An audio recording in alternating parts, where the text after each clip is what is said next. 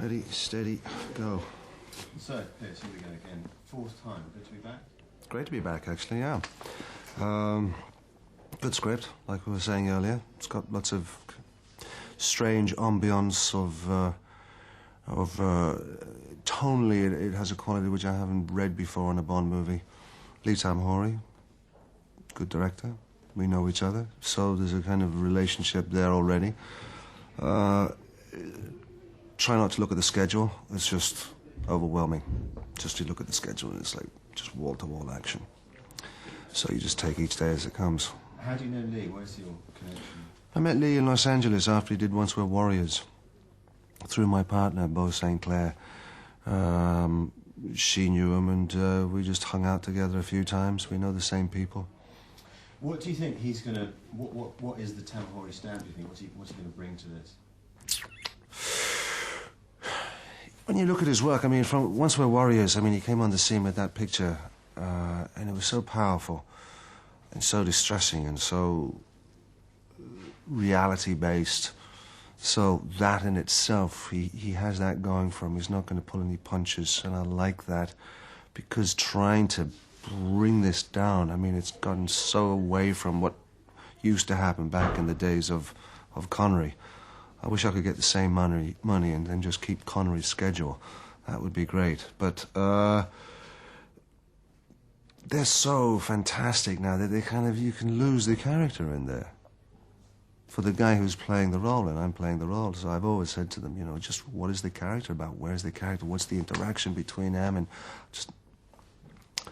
Anyway, Lee's a good man for pulling this down, I think, and keeping it a reality-based, character-driven piece.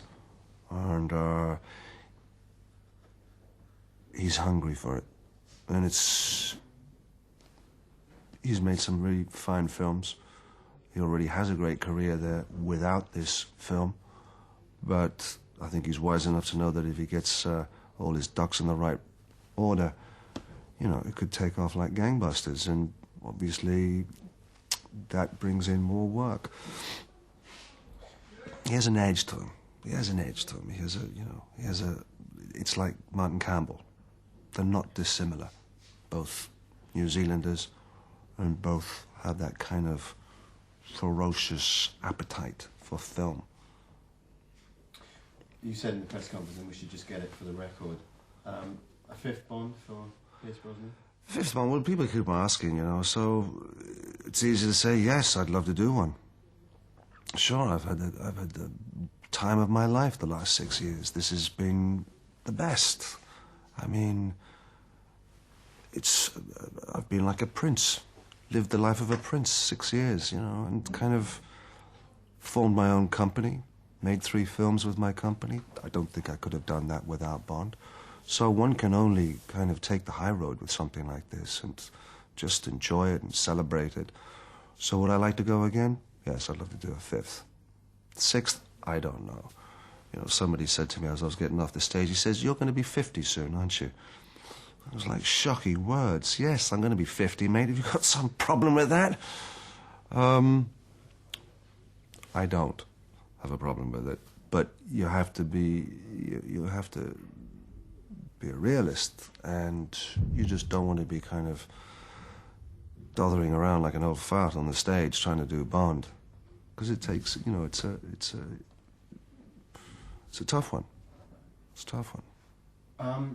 Just looking at that scrum out there this morning, unusual for a film to have a junket and a press conference before you even shot a frame. Do you ever get used to that sort of attention? You mentioned the high road, the upside of Bond. I mean, is that a downside, the constant attention that Bond receives? No, I relish it. I think it's great fun. I think it's... Bond has always been about the circus. Bond has always been about the high theatricality of film. Who's going to play the role of James Bond? Will he come back as James Bond? Who's going to be the girls? You know, the gadgets, the locations. Cubby Broccoli set the benchmark there with Harry Saltzman all those years back. And Cubby, being the ringmaster, knew how to set up a show and leave the audience wanting more. So as an actor coming into it, you have to be fully aware that it's not just, it's many roles you play. Because you have to deal with the media. You have to sit and, like for every film, but especially with a Bond film, and especially with that character, you have to be strong enough to be able to live with it on a day-to-day existence and year-to-year existence, and probably for the rest of a career. I mean, Connery is still Bond. Roger is still Bond. And I would be happy to wear that mantle, you know, in years to come, and I'm very proud of it. It's, but, you know, it takes an energy, and it takes a certain grace and just doggedness to do it, because it is repetition. And if you do get it right and you are successful in the role, which every actor wants to be, then you have to do it again and again and again. For how many, one never knows. But it's wonderful coming back to it. It's like a play that you do every 2 years, so hopefully you'll improve. I promised myself that I was going to look at the last 3 films that I've done just to see if there was any growth, any you know, relaxation, confidence, and the confidence is there. And like I said out there, if there's one thing, you know, I don't want to have to try as hard. You know, this is a man who's seasoned anyway. He knows the game of life. He knows what the missions are about. He lives a good life. And I've had a very good life playing the role. I know what the role's about. You know. When does your involvement start with this? I mean, is it, you mentioned the script, looking at the script in the summer. I mean, do you have input at an early stage? Or? Yes, well, the thing, it's not really so much at an early stage, because when you get the script in advance, like I did in the summer, now we're 6 months on, they are so busy just trying to flesh out the story that, you know, there's not much character down there. There's not much of a rapport between the characters. It's an impressionistic script, so to speak. As you get closer to, and as they get more comfortable with the structure of the story, then you come to what's the character and how does the character really move within it and what's at stake for the character. And that's when you make suggestions. That's when you speak up, and at least that's the way I've done it.